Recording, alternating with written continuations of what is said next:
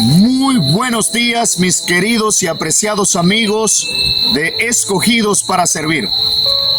Quien les habla, el pastor Rodolfo Castillo de la Rosa. Es un placer, una vez más, encontrarnos en esta mañana antes de iniciar nuestro día con esta hermosa reflexión de la palabra de Dios.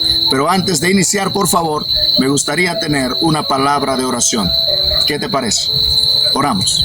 Cariñoso Dios y Padre eterno, al abrir tu palabra, pedimos la iluminación de tu Santo Espíritu. En el nombre de Jesús. Amén. Amén. Muy bien, mis queridos y apreciados amigos y hermanos, vamos rápidamente al Evangelio de Mateo en el capítulo 7, versículo 13 en adelante. Entrad por la puerta estrecha, porque ancha es la puerta y espacioso el camino que lleva a la perdición, y muchos son los que entran por ella. Pero estrecha es la puerta y angosto el camino que lleva a la vida.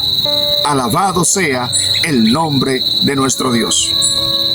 Es interesante cómo describe especialmente las Escrituras estos dos caminos. No hay 1, 3, 4, solamente hay dos caminos. Y en esta ocasión, en el Evangelio de Mateo, en la enseñanza del mismo Jesucristo, el Señor dice, solamente hay dos puertas, la cual tiene cada uno su camino. Dice que en la puerta estrecha entran aquellos que están decididos a entrar por ese camino angosto, y el camino angosto conduce a la salvación. Alabado sea el nombre de Dios. Mientras tanto, también presenta otra puerta, la segunda puerta, que tiene un camino ancho, pero este camino, dice, conduce enfáticamente a la perdición. Ahora yo quiero que ustedes piensen o reflexionen sobre lo siguiente.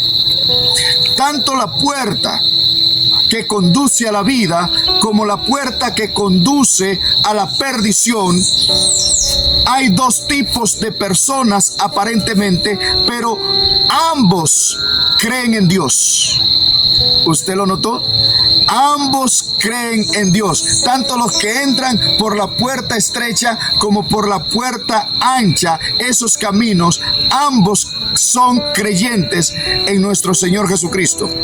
Si nosotros continuamos leyendo el versículo 21, dice, no todo el que me dice Señor, Señor, entrará en el reino de los cielos, sino el que hace la voluntad de mi Padre que está en los cielos. Yo quiero, por favor, que analicemos rápidamente qué es o en qué consiste hacer la voluntad de Dios, bíblicamente hablando.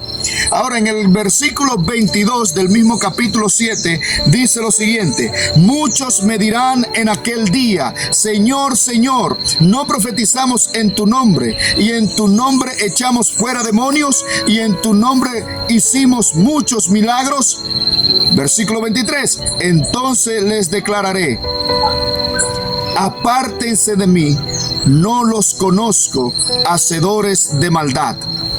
Yo le pregunto, ¿en cuáles de las dos puertas estaba este grupo de creyentes? ¿Cuál era el camino que ellos estaban siguiendo? Yo necesito que usted entienda que esta persona, a la que Jesús no conoce al final de los tiempos, número uno, creía en Dios. Había tenido experiencia aparentemente. Es tanto así que a su venida, dice la Escritura, que ellos lo reconocen porque dicen, Señor, Señor, hicimos milagros en tu nombre.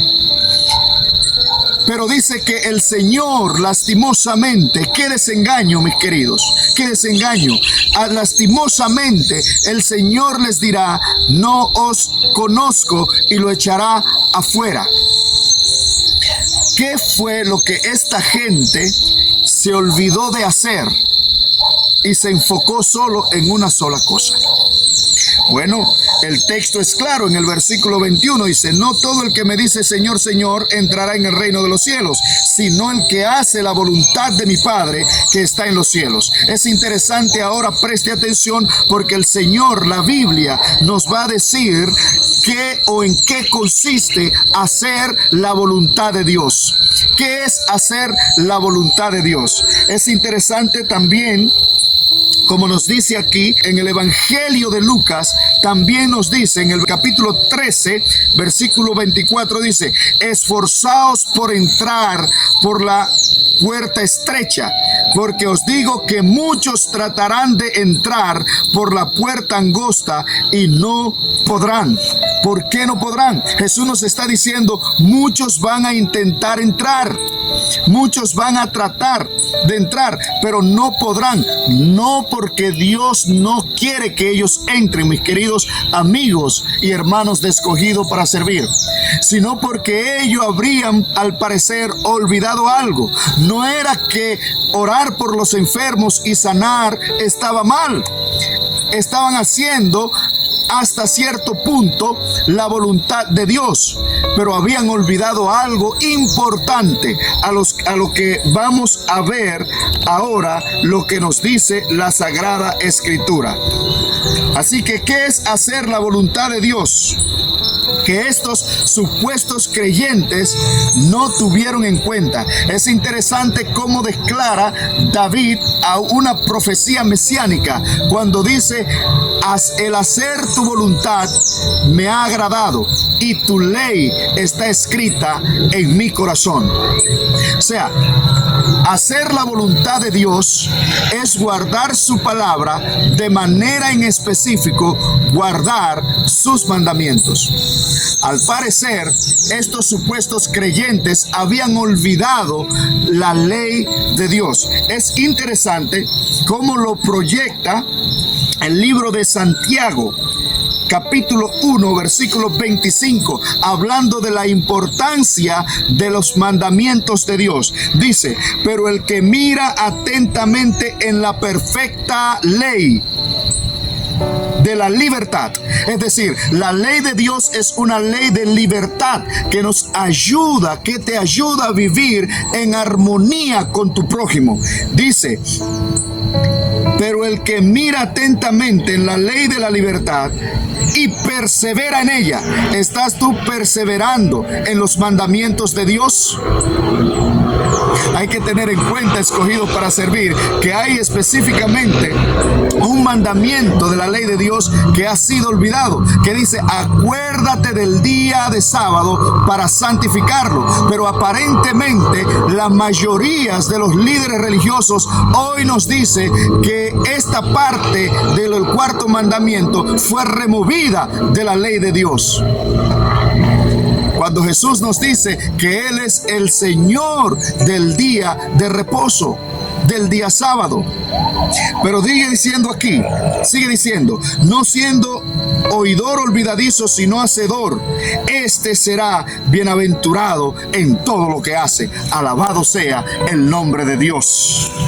Entonces, las Escrituras confirman que si bien hay dos puertas, todos los que transitan tanto por la primera o por la segunda, por la estrecha que conduce a la vida, o por la angosta o por la ancha que conduce a la perdición, hay ciertas creencias de que creen en Dios y también vivieron cierta experiencia en el camino cristiano. Pero dice que Jesús le dirá al bajar: no los conozco, no los conozco. Entonces dice que solamente van a entrar al reino de Dios aquellos que hagan la voluntad del Padre. Y hoy pudimos comprobar que hacer la voluntad de Dios es guardar su santa y divina ley, su ley de libertad. No hay sombras allí, no hay sombras allí, no las leyes ceremoniales que estaban destinada a caducar una vez Cristo muriera. Esta ley de libertad es la ley de Dios, la perfecta ley de Dios. Y todos los que por la gracia reciben el Espíritu Santo en sus vidas, Dios los capacita para obedecer sus mandamientos. Específicamente, el cuarto mandamiento de la ley de Dios: acuérdate del día de sábado. Santiago dice, no podemos ser olvidadizos. Y Jesús también nos dice en el mismo Evangelio de San Mateo capítulo 5 versículo 17, Jesús nos dice, no vine para invalidar la ley, sino para cumplir. Jesús perseveró en la ley de Dios. Los discípulos perseveraron en la ley de Dios. Si bien la ley de Dios no nos salva, nosotros viviendo en desobediencia a los mandamientos de Dios y olvidándonos de ellos, tampoco nos va a salvar el Señor. El Señor te bendiga grandemente y que te ayude con el poder de su gracia, de su Espíritu Santo, que tú seas un oidor que permanezca en la santa ley de Dios, la ley de la libertad. Romanos 6:15, Pablo dice que la gracia no invalida los mandamientos de Dios, y es un llamado de Dios para tu vida en esta mañana. Que te acerques más a Dios, que no sea oidor olvidadizo de hacer la voluntad de Dios, de guardar sus mandamientos. Y de esa manera podremos decir, como Cristo Jesús, el hacer tu voluntad me ha agradado, oh Dios mío, y tu santa ley está en medio de mi corazón. Hacer la voluntad de Dios es guardar sus mandamientos. Recuerda, no seas oidor olvidadizo. Acuérdate del día de reposo para santificarlo. Dios te bendiga y Dios te guarde. Maranata.